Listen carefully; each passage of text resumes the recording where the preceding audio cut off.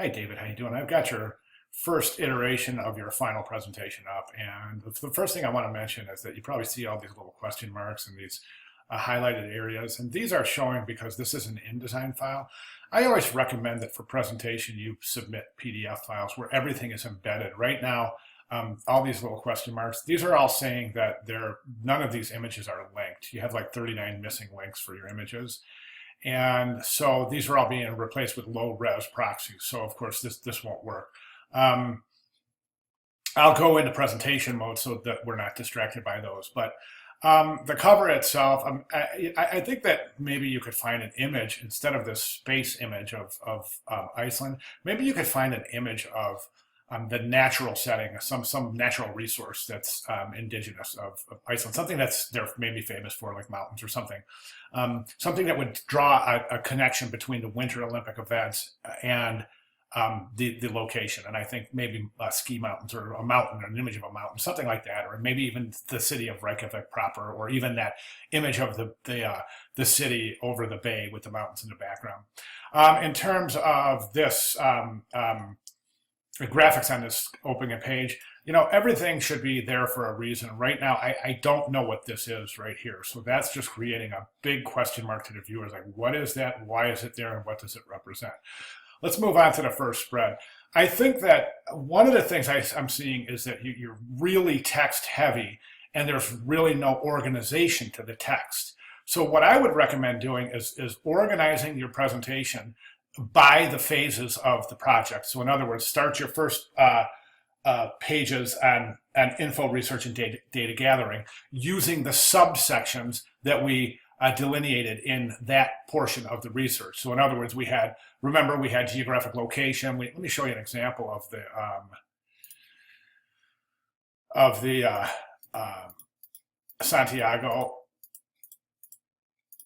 But you can see here where everything is really organized in terms of the research that we did. So in other words, you have your historical summary, you have location, you have, in each page just has information, a little information, general demographics, economy, and a couple of images that relate to the writing, as opposed to having a lot of text heavy, very little headline or subhead, and images kind of scattered throughout.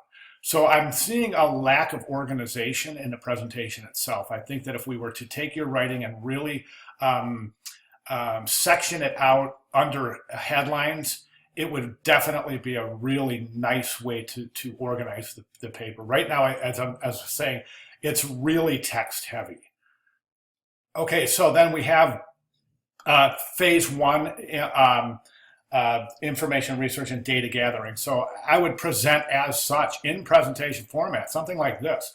One thing I think you're really lacking in your pages is the use of white space. You have a tendency to want to push design all the way to the corners and the edges of each page. We see it here, here. We see it on every page, really. You're just really not paying attention much to white space, and white space is your friend as a designer. If you go over to the if you go to into the classroom and right here, click that envelope and you see that messages area, I had sent a tutorial. It's in the announcements, and I also sent it to your personal message, and it's designing with a grid. It's this little tutorial right here, how to set up and use a grid for your final presentation. So definitely check that out. I think that will help you in your page construction. A lot of information here we don't need. For example, pros and cons of the logo. We don't need that in here because this is your logo. This is what you're using. You don't have to describe or defend it. This is your logo. So I shouldn't say describe or defend it. You don't have to defend it, but you just give a brief description of the logo. What's the reasoning? Give your color palette the reasoning behind that. Give your horizontal logo the reasoning behind that, and that's it. You don't really have to get into all of this, the lettering, fully modern, keeping with the, you know what I'm saying? Well, actually, this is pretty good for describing this. I take that back. That's pretty good. But this stuff right here, you definitely don't need this. You don't need to defend your choices. These are your choices. This is your final presentation. Okay, right here, you've got some typographic issues. That's a widow right there. I think that you should create some sort of a difference. Maybe put the captions on an italic. And that's a widow or an orphan. Whoops. That's an orphan right there. That's a line that sits on top of a new text, a top of a page where it's the end of the last sentence. So you don't want anything sitting on a line itself, including single words or sentences. The pictograms, again, pushing the design to the edges of the pages with no real regard to white space. You don't need to present your pictograms twice. Just give the final presentation. Moving on now, you go from, this is the end of, well, actually, this would be the end, I guess, of your phase 1 info research. Then you have concept design, where you start describing your logo. So give a little subhead there, concept design.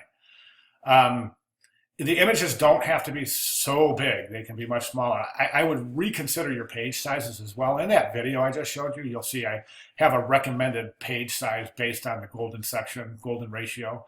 And you don't have to follow that, but certainly 8.5 by 11 is not the most interesting page size. It's kind of a default page size. Actually, I don't think those are 8.5 by 11. Those are 8.25 by 11. So again, that's a kind of an unusual page size. 16.5 by 11 as your final spread. There's your headline, but there's no delineation between the appearance of the headline and the type itself. So again, think about hierarchy in your pages. The images are really large. That's why before I was saying, maybe think about cropping your images so that we can only see the pertinent area of the images. We don't have to have these huge images in your presentation. No type on this page. I would recommend using type on each page. I don't think this page, as I recommended in the last video, which is the same file that you've submitted here, I would recommend using that image. And then, of course, you've got a lot of images placed on pages with no descriptive text. So that would definitely be something that I would recommend. Images do not have to be this big. They really don't. Official uniform, off-duty, final ticket selection. There's the back, but there's no front. In terms of presentation, the word count here is really long. 49 to 65 characters tops. That's including punctuation and spaces. So that would logically fall under a two-column text arrangement. And then again, here you've got merchandise. You've got the 6 shirts over here. You've got collectible ticket sheet fully assembled. You've got final ticket selection. You got a little brief text on that. But let's show the front of the ticket. Then over here you have merch. Let's get a little brief text on that. The collectible ticket item, little brief text on that. So each page follows the same formula. I hope that makes sense. And then finally here, there's no description here. And there's no ending to the presentation itself. You just go straight from final ticket selection to end with images. So you don't have your credits in place. And again, David, please use these examples. They're here for you guys to use them. Okay, so as you can see, we've got, this goes into concept design. Then we go into design development. Keep going and keep describing design development, the different iterations and the different collateral materials. Then we go into conclusion, and we end with our credits, which I didn't see in your presentation. Okay, so those would be my recommendations moving forward in the presentation itself. So please be sure to review that video on setting up and using the grid, and really need some organization here. Not only organizing your thoughts and your writing, but organizing visually as well. So each page has a very distinct function or purpose, and that purpose should be it should be known to the viewer as they open the page. For example, this would have a headline, maybe a subhead, and so the viewer knows exactly what they're reading as they open the page. Okay, those would be my recommendations. If you have any questions, please let me know. Thank you.